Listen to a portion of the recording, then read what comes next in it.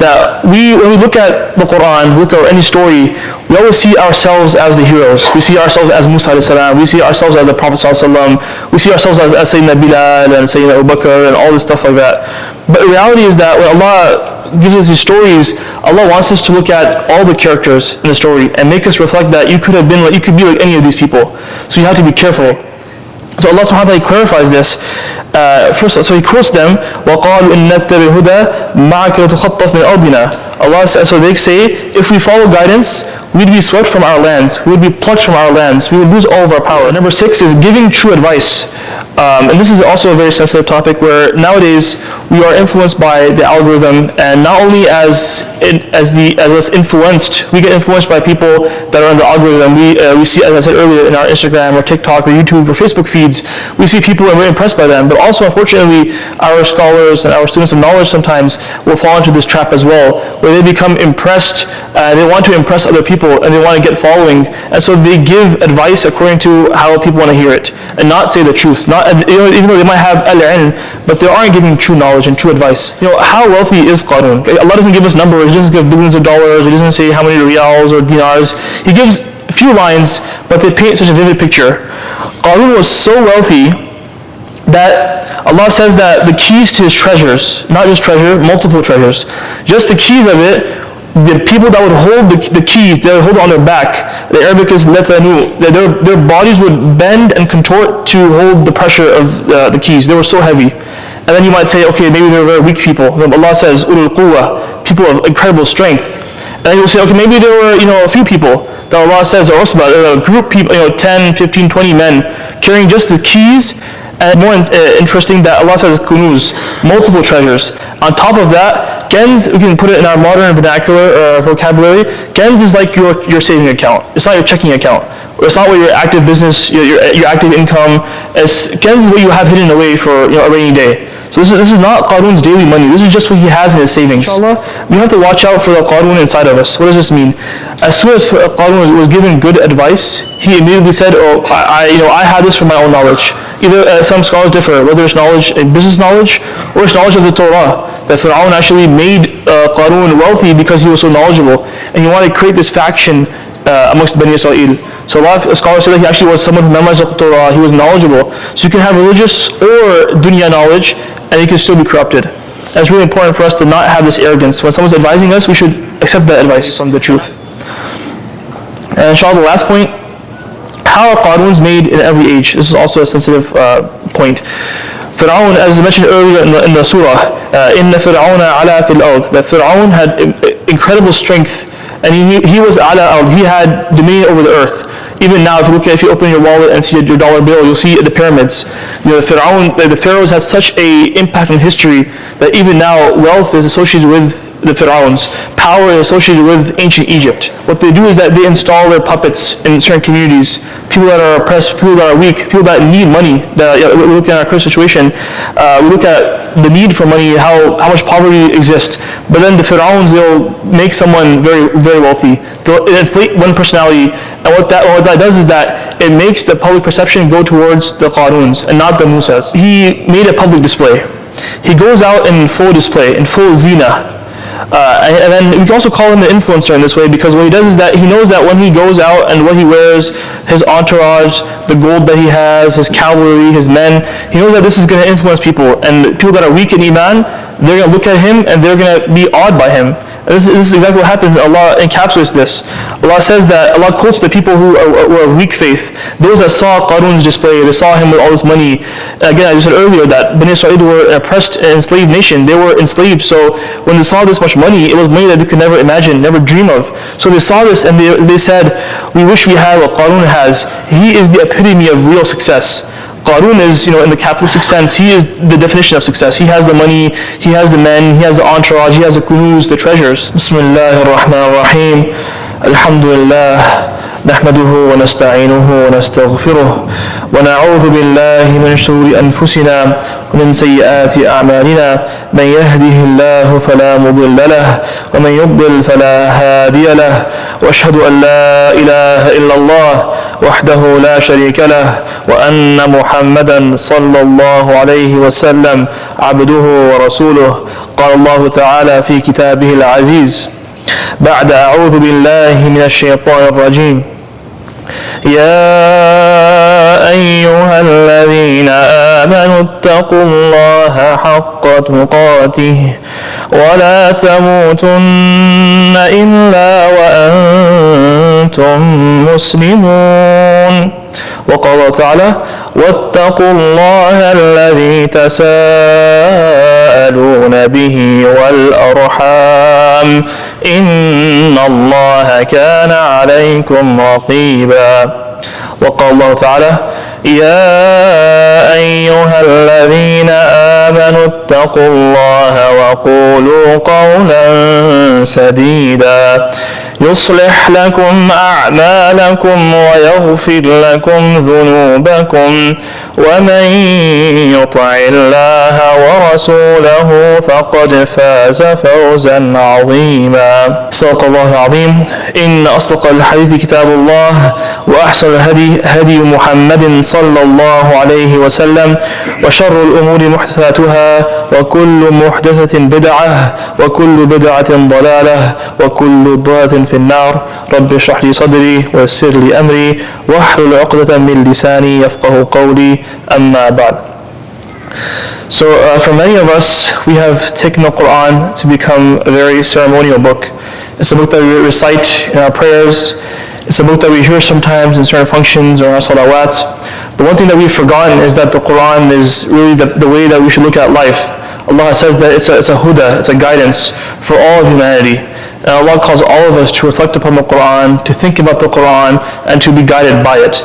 And the Quran should be the prism through which we view the world, and the lens through which we view the world and look at all of our problems and try to find solutions. And one way that the Quran, one very beautiful way that the Quran uses to encapsulate its meanings and its lessons is through stories. Stories are a very ancient technique that has been used by all of human civilization. And what stories do is that it keeps us engaged, it teaches us morals, and we can see ourselves in the heroes and sometimes even the villains. So these stories have a really big impact on our lives and how we become moral people. And so the Quran actually has a chapter called The Stories, Al-Qasas. And this is a very large surah. It spans almost 10 pages. But I want to focus only on the last story that's mentioned. And this is the story of Qarun, an arrogant businessman who went against Musa a.s. and tried to overthrow Musa a.s. even. But before we get to the story of Qarun, I wanted to set up the story because, as I said, the story is a very long surah. And Allah spends several pages addressing the kuffar of Makkah, the disbelievers of Makkah, and the people of the Prophet ﷺ. As we may know, the primary audience of the Quran was the Quraysh. They were the people around the Prophet ﷺ. And so Allah subhanahu wa ta'ala wanted to focus on them. And when Allah addresses them, He is then also addressing us after addressing them. But the first thing He wants to address is the Quraysh. Before the story starts, He wants to set up the story. And the Quraysh, they had this false belief. And this belief was that if they were to believe in the Prophet ﷺ, they would lose their political power, they would lose their economic station, they would lose their religious fervor amongst the people. And how did they get this favor? How did they become so powerful? So the Arabs were they were always fighting with each other. There were so many warring tribes, and they always had these battles, so much so that they would change the months of the year to accommodate for battle. They weren't allowed to fight in certain months of the year, but then they would change the calendar so they can fight in these months. But there was one tribe that would be untouched from the violence, and that was Quraysh. How did Quraysh do this? First of all, Quraysh had the Kaaba, and all the Arabs, even though they might have had shirk and bad beliefs, they still believed that the Kaaba was holy. That's the first thing. And second thing, all of the idols of the tribes, every tribe worships certain idols, and they would place their respective idols in the Kaaba. So this gave Quraysh an immense sense of power, that now no one's going to attack them. They're in the middle of all the trade routes, so this will automatically increase economic and political power and strength. But then there was a group of the people of Quraysh they would hear the Quran, and they understood the Quran better than a lot of us could understand it, because it was their language. They knew the poetry, they knew the meters, they knew the Prophet ﷺ, they knew what type of person he was, how ethical he was, how moral he was, as-sadiq al-amin, the righteous, the safekeeper. And so in their hearts they knew the truth. And Allah subhanahu wa ta'ala, He reveals this truth in their hearts. But what was holding them back, as I said earlier, is that they were afraid that if they believed, if they accepted the message of the Prophet ﷺ and they followed the Quran, they will lose their power, they will lose their strength, they will lose their standing amongst people. And it was this love for the dunya, it was this love for what was lowly. In dunya, in Arabic means what is low, what is close to us. They were so in love with the dunya that they were afraid that their power could go away, that their luxury lifestyle would go away. So Allah subhanahu wa ta'ala clarifies this. First, so He quotes them, وَقَالُوا إِن نَتَّبِعْ هُدَى مَعَكَ وَتُخَطَّفْ مِنْ أَرْضِنَا. So they say, if we follow guidance, we'd be swept from our lands, we'd be plucked from our lands, we would lose all of our power. But then Allah subhanahu wa ta'ala, He responds, and gives a long response, but I'm just going to focus on three ways that Allah responds to them. The first thing, He says that if you believe that kufr and the disbelief and going against my messenger is going to save you, then the very next verse Allah says, and how many a town have we destroyed that were over proud of their means of living. So Allah is saying that you think that kufr will save you, but rather kufr was the reason why many nations before you were destroyed. So going against Allah, going against the Prophet is not a way you'll be saved. Again, they had money, they had Allah given provisions, but they became overly happy. Happy here doesn't mean, it also comes in the story of Qarun as well. Happy here doesn't mean that you enjoy money and again you're doing all the right things, but happy here means that you go against Allah's boundaries. You go way beyond the pale and you do bad deeds. You transgress against Allah and others. And this is the natural consequence. When you love the dunya so much, you want more and more of it. And you actually, what you end up doing is you go against other people and you hurt other people. So Allah is calling them out here. That kufr is a reason to be destroyed. Number two, Allah responds to this by giving a more general philosophical response. He says that, I'll read the Arabic, وَمَا أُوتِيتُم مِّن شَيْءٍ فَمَتَاعُ الْحَيَاةِ الدُّنْيَا وَزِينَتُهَا وَمَا عِندَ اللَّهِ خَيْرٌ وَأَبْقَى أَفَلَا تَعْقِلُونَ. Whatever you have been given is a provision. So whatever Allah calls whatever we have in this dunya a mata'. Mata', let's say we're going to Houston or going to Chicago or going to Pakistan or Saudi Arabia. We keep some belongings with us. We keep some food with us, our passport. This is what we call mata'. Temporary things that you need just to get somewhere and then you're done with it. You don't need it anymore. So this is what Allah calls the whole dunya mata'. Our house, our spouse, our children, everything, our businesses. This is all just mata'. It's a small thing that will get us to our destination. It's just to help us survive. That's what mata' is for.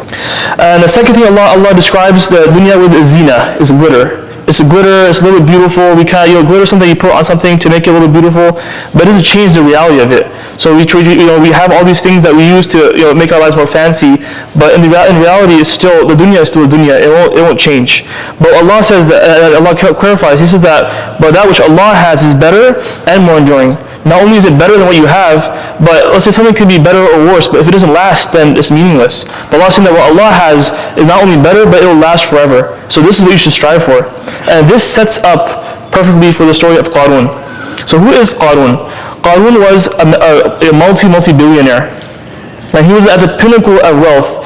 And we can understand from the whole story that Allah subhanahu wa ta'ala is saying that you can have all the money in the world, but it won't save you.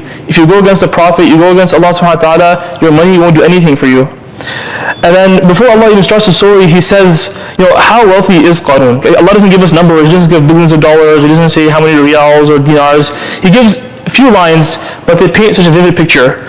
Qarun was so wealthy that Allah says that the keys to his treasures, not just treasure, multiple treasures, just the keys of it, the people that would hold the keys, they would hold it on their back. The Arabic is letanu. Their bodies would bend and contort to hold the pressure of the keys. They were so heavy. And then you might say, okay, maybe they were very weak people. Allah says, ulul quwwa, people of incredible strength.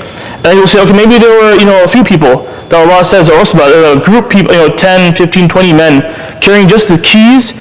And more interesting that Allah says kunuz, multiple treasures. On top of that, Kenz, we can put it in our modern vernacular vocabulary, Kenz is like your saving account. It's not your checking account. Or it's not what your active business, your active income. Kanz is what you have hidden away for a rainy day. So this is not Qarun's daily money. This is just what he has in his savings. So he has so much money, just the keys are so heavy to lift. And so the people around him, they wanted to advise Qarun. They said, Qarun, you have all this money. Again, as for context, Bani Israel were a struggling people. They were oppressed. They were enslaved by Fir'aun. And so this one man had so much money. So there's people around him, they're saying, it's good that you have this money, but use it for something good. And they give him 5 pieces of advice. The first thing they say, don't be arrogant with your wealth.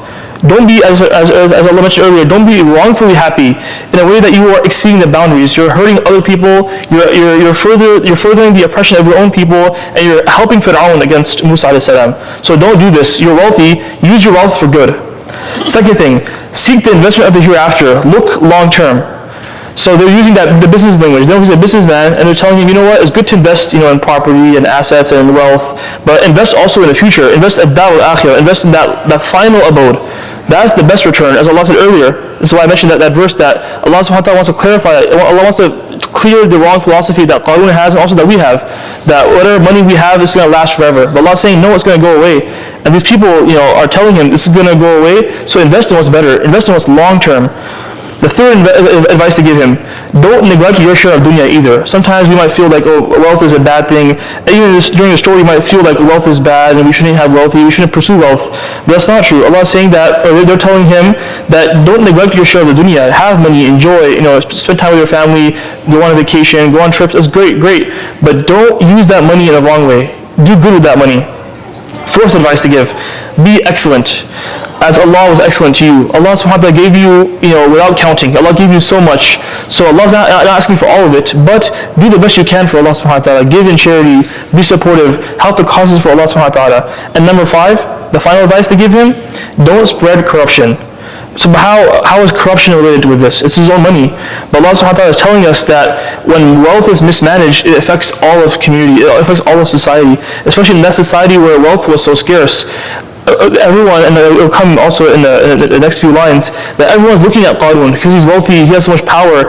With wealth comes a lot of responsibility. So people are going to look towards you, they're going to look at you, they want you to make a good example.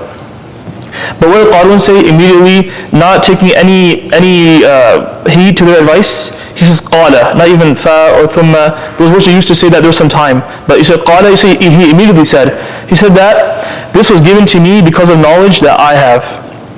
And according to some scholars, he was actually very well versed in the Torah. He actually memorized the Torah. He was a very knowledgeable person. So the knowledge that he had didn't benefit him. It benefited him materially, but he had all this religious knowledge, but it didn't benefit him in a way that he could learn and change his ways. And Allah is saying, does he not have knowledge of the past nations? So just how Allah is advising Quraysh and advising us that look towards the past, look at Thamud, look at the ruins. If you go in Jordan, you might see the Dead Sea. You'll see look how Allah has destroyed previous people. So learn from that. So Qarun has this knowledge, but knowledge that doesn't transform you, it doesn't benefit you, that knowledge is useless. That's knowledge that the Quran doesn't praise. And then on top of this, not only did he give this arrogant response, he also he made a public display. He goes out in full display, in full zina. And then we can also call him an influencer in this way, because what he does is that he knows that when he goes out and what he wears, his entourage, the gold that he has, his cavalry, his men, he knows that this is going to influence people. And people that are weak in Iman, they're going to look at him and they're going to be awed by him. This is exactly what happens. Allah encapsulates this. Allah says that, Allah quotes the people who are of weak faith. Those that saw Qarun's display, they saw him with all this money. Again, as I said earlier, that Bani Israel were an oppressed and enslaved nation. They were enslaved, so when they saw this much money, it was money that they could never imagine, never dream of. So they saw this and they said, we wish we had what Qarun has. He is the epitome of real success. Qarun is, in the capitalistic sense, he is the definition of success. He has the money, he has the men, he has the entourage, he has the kunuz, the treasures. But then the second group, Allah calls them utul ilm. They were the people of real knowledge. They tell them, be careful. That Allah's reward is better, and only the patient receive it. You have to be patient. That Allah subhanahu wa ta'ala is going to give those who are righteous, those who are victorious, they're going to have the last victory. they're the ones who are going to get the last laugh, so to say. So they have the power. They'll be victorious in the end. And we see this also in the story where in this whole surah Allah talks about Musa alayhi salam. And in the end, Musa alayhi salam at the beginning is a baby. He's helpless in the river, and Fir'aun takes him, and it's a long story. But in the end, Musa alayhi salam still wins. And this story also shows us that Allah subhanahu wa ta'ala's reward is always for the believers in the end. The believers will always win and they will always be victorious. And so they're giving the same, these people of knowledge are giving the same advice to those who are being impressed by Qarun. But now what happens with Qarun? Qarun has this public display, he shows his power, he's at the pinnacle of his wealth. Then Allah swallows him along with all of his wealth. And so his treasures, his palace, everything he has, his entourage, they're all gone. And then when the people, they wake up and they see what's happened to Qarun, they have this realization that this whole time what the people were telling us was right. They give us the right advice, that real success is only that of the akhirah. And they say this, Allah quotes them, that if we had the wealth of Qarun and we be tested like him, we will also fail like him. So subhanahu wa ta'ala, Allah is addressing not only the person that has wealth, Allah is also addressing the people that, let's say, a lot of us don't have the wealth of Qarun, and will never have the wealth of Qarun, but our hearts, our belief is aligned with them. We look towards these people, our algorithms, mashallah, there's so many shabab and youth here that are here from summer break. So we see on our TikTok or on our Instagram feeds, we see people that have wealth. Then they show this wealth, they show their cars, their houses, stuff like that, and we get impressed by that. But Allah is saying that you don't know the reality, you don't know what's behind it. One, also on social media, a lot of this stuff is rented out. This is just a FYI, but a lot of the stuff, they don't actually own this, they just rent it and then they give it away. And the second thing is that, Allah can take it away like this. Allah can take away the wealth and power and treasures, just like how he did for Qarun. And these people are not even at the level of Qarun. So Allah is saying that if Allah can do this to Qarun, He can do this to anybody. And the closing verse is a beautiful verse, a verse where Allah says, that home of the hereafter, again same word, dar. Allah is saying that final investment, that final place, your final resting place, that is given to those. It is for those who don't seek superiority or corruption, and the best end is for the God-fearing. And Allah concludes the story in the most beautiful way. He says that you might think, immediately that okay, this is the people that are wealthy, that have power, that are going against the slaves of Allah, and that they're oppressing people. You might think that these are the people that have real power, but Allah is saying no, they don't.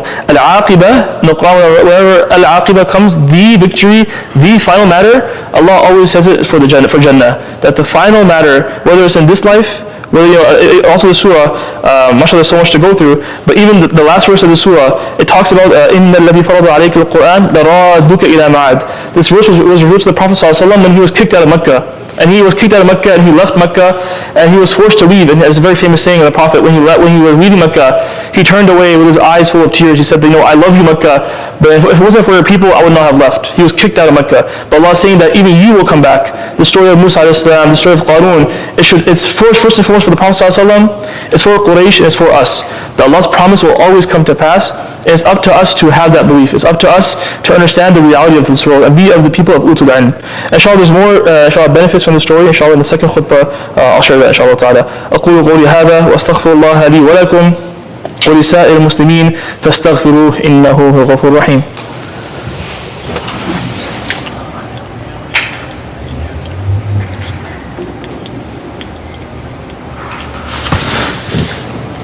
Bismillahirrahmanirrahim. So inshallah, building on the story of Qarun and extracting inshallah lessons from it. The first lesson is to follow whom Allah supports, not what's apparent. And that's kind of what I've been talking about the last part of the khutbah, the first khutbah, where the whole theme of the surah is that don't think that wealth and power and political prestige and security and sanctity is going to save you from Allah's punishment. Allah will punish you whether you have money or not. And let's say you want to be like either if you're like Qarun or if you want to aspire to be like Qarun. Allah subhanahu wa ta'ala will look at your heart and knows what you want. But those that want the akhirah, those that want success, Allah subhanahu wa ta'ala will reward them. And He wants us to be like them. Right? And imagine us, we might feel like if you have this belief that having money is what makes you better, or being like, or your pursuit is just wealth, then if you look at the seerah, it all falls apart. We'll think that Abu Jahl is better than Sayyidina Bilal. We'll think that Abu Lahab is better than Khabbab bin Arat. This is the wrong understanding. That wealth is not indicative of Allah's favor. But the second point that we can get from this is that wealth itself isn't the enemy. There are so many Sahaba, actually more than half of the 10 people guaranteed Jannah were millionaires, were billionaires, we could say. Talha ibn Ubaydullah, Zubayr ibn Awam, Abdurrahman ibn Auf, Sayyidina Uthman, Sayyidina Abu Bakr, so many people, so many Sahaba were wealthy. And they used their money to help and to free slaves, to help the Prophet ﷺ when no one else was helping him, to help him during the boycott and the embargo during the Makkah period. So wealth is not an enemy, it's how we use it. And the Prophet ﷺ, there's a very famous hadith where he says that the best wealth is for the best man. You know that, and one of the people that you can be jealous of is two people.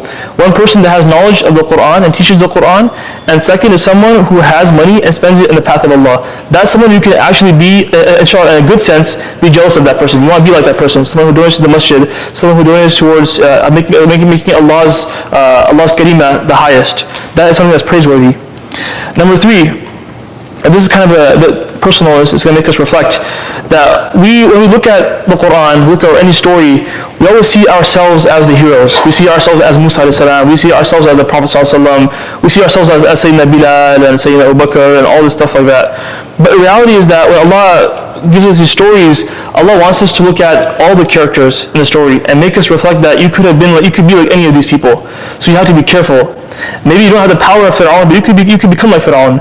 Maybe you don't have the wealth of Qarun, but you can be like those people here that I mentioned that want to be like Qarun. They are making dua that, oh Allah, if only we were like Qarun, if only we had money like him, and that's real success, right, in their eyes. So you can still have that wrong belief, and a lot of us might have that. So inshallah, this khutbah is meant for us to reflect on that make sure that we have the right belief, and that when we look at the Quran, we don't just see ourselves as the hero or ourselves as the main character. We have to realize that the Quran is addressing us, and we have vices, we have bad characteristics in our heart, we have bad beliefs, and the Quran should purify us, and we should try to be like Musa alayhi salam. Because if you're in that situation, you see Musa alayhi salam, someone who had a royal upbringing, he was in a palace, he gave up everything for Allah's sake, for the message to help Bani Israel. But then you see Qarun had so much money. So if you're in that situation, you see someone who's poor, a refugee, an accused criminal. That's who Sayyidina Musa was to the people. He was like, Fir'aun accused him of killing somebody. He lost all his money. He had nothing. But Qarun has all this money, all this treasure. So if you put yourself in that situation, who would you follow? And this is a tough question, but we have to reflect on this. Inshallah, a few more benefits, inshallah. We have to watch out for the Qarun inside of us. What does this mean? As soon as Qarun was given good advice, he immediately said, I had this from my own knowledge. Either some scholars differ, whether it's knowledge, business knowledge, or it's knowledge of the Torah. That Fir'aun actually made Qarun wealthy because he was so knowledgeable, and he wanted to create this faction amongst Bani Israel. So a lot of scholars say that he actually was someone who memorized the Torah, he was knowledgeable. So you can have religious or dunya knowledge, and you can still be corrupted. And it's really important for us to not have this arrogance. When someone's advising us, we should accept that advice. And not be like, oh, I know better than you, or I know this, I know that. You shouldn't be like that. And then real knowledge versus fake knowledge. It's a similar point where Allah says that, whenever Qarun is quoted, he says ilm, just knowledge, a knowledge. He said that Qarun has a knowledge. But when Allah quotes the people that are actually knowledgeable, Allah says al-ilm, the people of the knowledge, the people that realize that this dunya is fading, that the akhirah is everlasting. Allah says these people have the real knowledge. Even if Qarun's knowledge makes him a millionaire or a billionaire or a trillionaire, that doesn't mean that's true knowledge. That's fake knowledge. And then number 6 is giving true advice. And this is also a very sensitive topic where nowadays we are influenced by the algorithm, and not only as us influenced, we get influenced by people that are in the algorithm. We see, as I said earlier, in our Instagram or TikTok or YouTube or Facebook feeds, we see people and we're impressed by them. But also, unfortunately, our scholars and our students of knowledge sometimes will fall into this trap as well, where they become impressed, they want to impress other people, and they want to get following, and so they give advice according to how people want to hear it, and not say the truth. Even though they might have al-ilm, but they aren't giving true knowledge and true advice. Allah is saying against that. Whether the person you're giving advice to is Fir'aun or Qarun, someone who has all the money, someone who can get rid of you like this, but that shouldn't stop you from giving true advice. You have to give the true advice. You have to speak the truth. You can't hide. You can't cower away from the truth. And inshallah, the last point: how are Qaruns made in every age? This is also a sensitive point. Fir'aun, as mentioned earlier in the surah, إِنَّ فِرْعَوْنَ عَلَى فِي الْأَرْضِ, that Fir'aun had incredible strength and he was ala al, he had dominion over the earth. Even now, if you open your wallet and see your dollar bill, you'll see the pyramids. The pharaohs had such a impact in history that even now, wealth is associated with the pharaohs. Power is associated with ancient Egypt. And so Fir'aun had this level of power. And Allah says, how did he get this power? He said, وَجَعَلَ أَهْلَهَا شِيَعًا. He basically divided people. This was Bani Israel. He did divide and conquer. He made people of Bani Israel hate each other. And one of his tactics, according to one of the big shuyukh of tafsir, Shaykh Ali Hani, he says that this is a sunnah. Like Allah, as the Prophet ﷺ has a sunnah, as Allah has a sunnah, Fir'auns also have a sunnah. The bad people, the people that are corrupt, that are mufsideen, they have a sunnah as well. What they do is that they install their puppets in certain communities. People that are oppressed, people that are weak, people that need money. We look at our current situation, we look at the need for money, how much poverty exists. But then the Fir'auns, they'll make someone very, very wealthy. They'll inflate one personality, and what that does is that it makes the public perception go towards the Qaruns and not the Musas. It makes us go towards those who have power and not those who have knowledge, not those who fear Allah subhanahu wa ta'ala, not those like the Prophet ﷺ who were bringing change. Right? And this is what Quraysh feared, and this is what a lot of us might even fear. We are afraid that if we follow the Quran, we're going to be called, we're going to be called backward, we're going to be called weak, we're going to lose our power, our status, we're going to lose our businesses. But Allah is saying that no, kufr is not going to save you, iman is what saves you.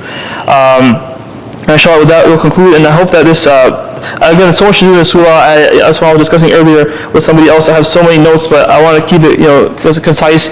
And the main point of this khutbah, inshallah, was again to benefit from the lecture of the story of Qarun, but also for us to, as I said earlier, the khutbah, to realize that the Quran is a book of eternal guidance. The Quran is meant to guide us. It's not just a book that's for ritualistic, practices and everything like that. Even though, of course, it's important to read the Quran, to recite it, to listen to it, but it's also equally, if not more important, to be impacted by the Quran. The Quran is a message for all time, all people, and especially for us here in this country. The world needs Islam. This country needs Islam, and if we don't look at the Quran, we don't reflect on it, we don't understand it, then how can we spread it to other people? إن الله وملائكته يصلون على النبي يا أيها الذين آمنوا صلوا عليه وسلموا تسليما اللهم صل وسلم على عبدك ورسولك محمد صلى الله عليه وسلم اللهم أعز الإسلام والمسلمين وأذل الشرك والمشركين ودمر أعداء الدين واجعل اللهم هذا البلد آمنا مطمئنا رخاء وسائر بلاد المسلمين عباد الله إن الله يأمر بالعدل والإحسان وإيتاء ذي القربى وينهى عن الفحشاء والمنكر والبغي يعظكم لعلكم تذكرون فاذكروا الله العظيم الجليل يذكركم واشكروه على نعمه يزدكم وذكر الله أكبر والله يعلم ما تصنعون أقم الصلاة.